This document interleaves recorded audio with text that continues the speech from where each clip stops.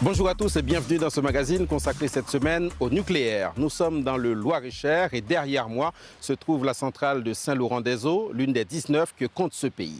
La France et le nucléaire, c'est une très longue histoire, même très vieille puisqu'elle a débuté dans les années 50. Elle est plus actuelle que jamais. La question de la transition énergétique fait désormais partie du débat public. Retour en images sur l'histoire de la filière du nucléaire. Il y a de la fierté dans le pays, ce 28 septembre 1956. La France est donc le premier pays de l'Europe continentale de l'Ouest à produire de l'électricité à partir d'une centrale atomique. On inaugure à Marcoule, dans le Gard, la première pile atomique.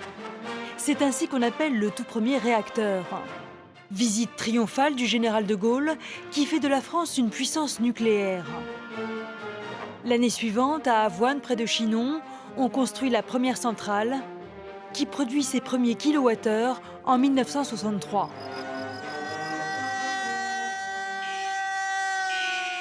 On prévoit des exercices d'évacuation en cas d'incident et les hommes de l'atome de vanter les mérites de cette nouvelle énergie. Une énergie qui est d'abord très propre, qui revient moins cher que les autres énergies. Dans les années 70, les Français consomment de l'électricité à tout va. Mais en 1973, c'est le premier choc pétrolier. Les prix de l'or noir flambent, multipliés par 4. Alors la France s'engage dans le tout nucléaire. On a pris la décision de réaliser en 1974 et 1975 le lancement de 13 centrales nucléaires. Et voici l'un des fleurons de ce programme. Superphénix à Crémalville en Isère, un surgénérateur censé être le plus puissant au monde. En 1976, alors que les travaux commencent, Superphénix est le monstre à abattre pour tous les écologistes européens. Le petit cœur de cette usine, du plutonium, il y en aura 4 tonnes. Un an plus tard, le ton n'est plus à la contestation festive. Juillet 1977, 60 000 manifestants et en face des milliers de CRS et de gardes mobiles. Bilan, 1 mort, 3 personnes mutilées et 200 blessés. Le temps des doutes commence, comme ici à Fessenheim en Alsace, dans les années 80. On a assez peur ici, parce qu'on ne sait absolument pas quoi faire en cas d'accident. 1986, la catastrophe de Tchernobyl renforce la peur du nucléaire en France. En 2011, c'est Fukushima au Japon qui fait prendre conscience que les centrales nucléaires ne sont pas invulnérables, même dans l'un des pays les plus modernes au monde. Dans la France des années 2000, c'est la fin de vie des centrales qui pose question. Faut-il les fermer et à quelle échéance? Réponse des habitants de Fessenheim. À la fermeture! Non! À la fermeture! Si le personnel d'EDF quitte Fessenheim, c'est la moitié de la population qui s'en va. Le président Macron s'est pourtant engagé à fermer Fessenheim et à réduire la part du nucléaire à 50% en 2025. Pour ce, il faudrait fermer 1/3 des réacteurs français en 8 ans. Saint-Laurent-des-Eaux, ce sont 4 réacteurs nucléaires, 2 très vieux qui sont en cours de démantèlement et 2 autres qui ont été mis en service au début des années 80. Autant dire qu'ils ne sont plus tout jeunes. D'ici 2022, 1/3 du parc nucléaire français aura plus de 40 ans. Alors, comment les rénover? Quid de leur éventuel démantèlement et surtout combien cela risque-t-il de coûter? Explication.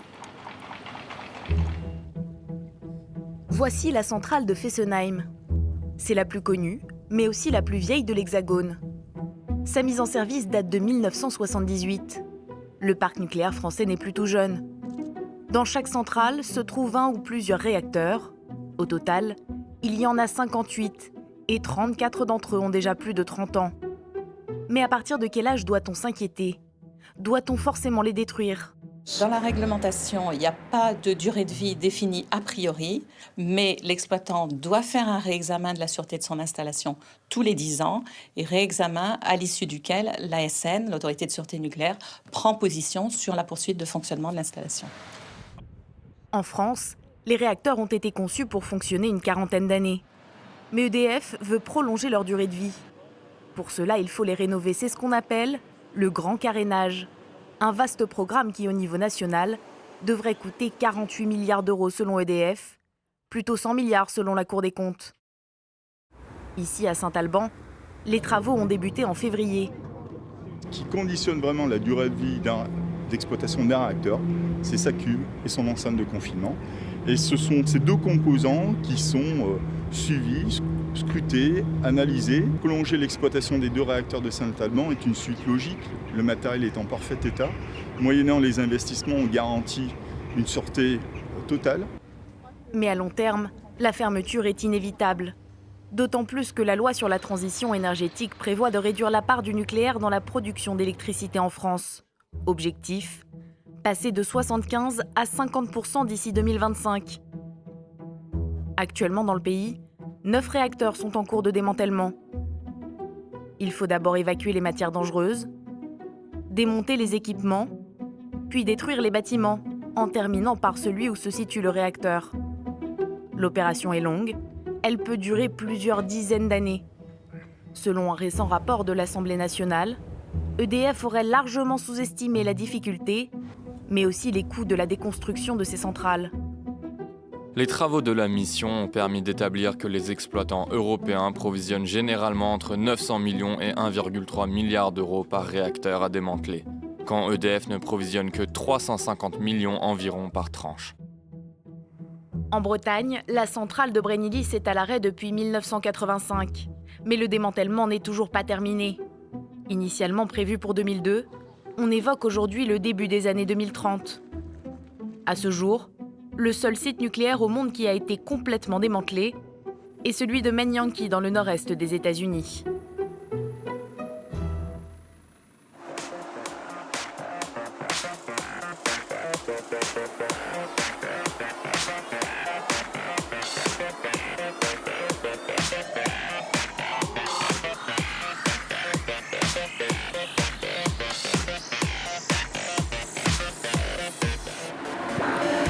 Pour ses défenseurs, le nucléaire est une énergie propre, elle n'en produit pas moins des déchets. Cette question des déchets figure d'ailleurs parmi les principaux arguments des détracteurs de la filière. Autant vous le dire tout de suite, il n'existe pas de solution miracle. Coup d'œil tout de même sur le traitement de ces déchets. Voici le projet phare de l'ANDRA, l'agence en charge des déchets radioactifs.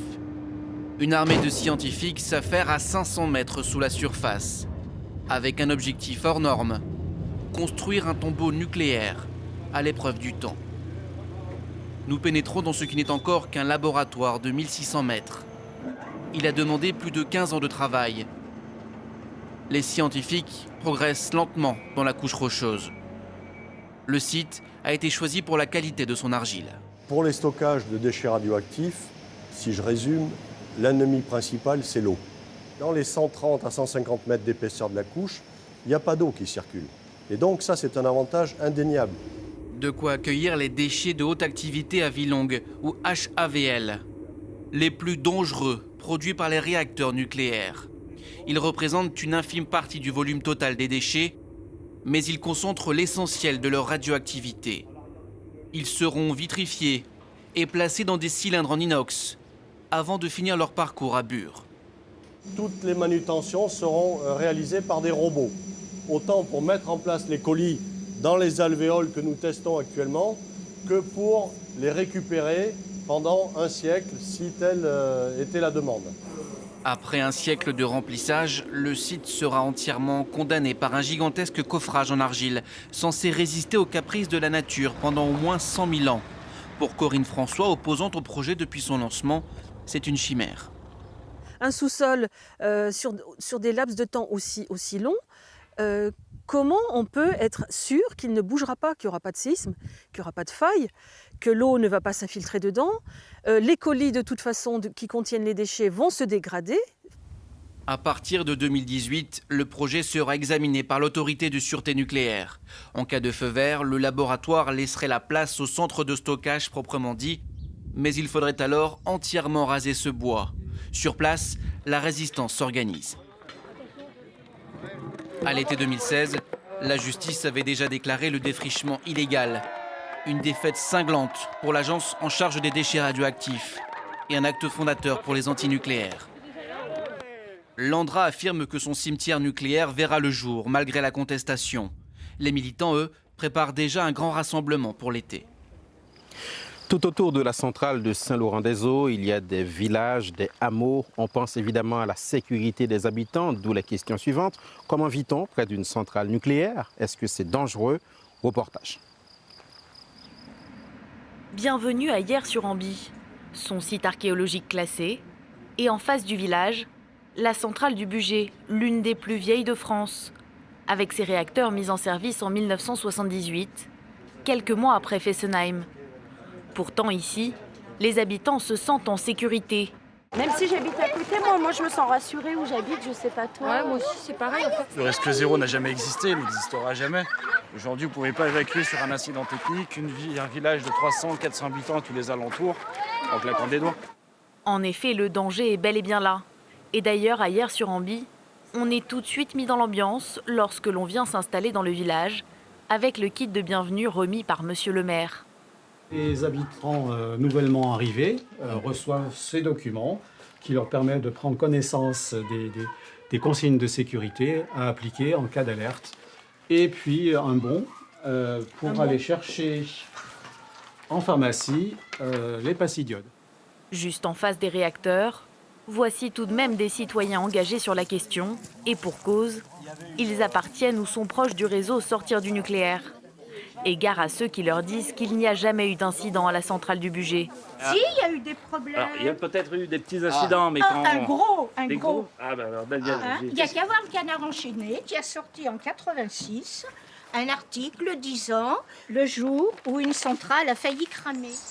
Aujourd'hui en France, environ 6 millions de personnes vivent à moins de 30 km d'une centrale nucléaire. Et c'est la fin de ce magazine. Merci à vous de l'avoir suivi. Merci à ceux qui l'ont préparé et réalisé. À bientôt.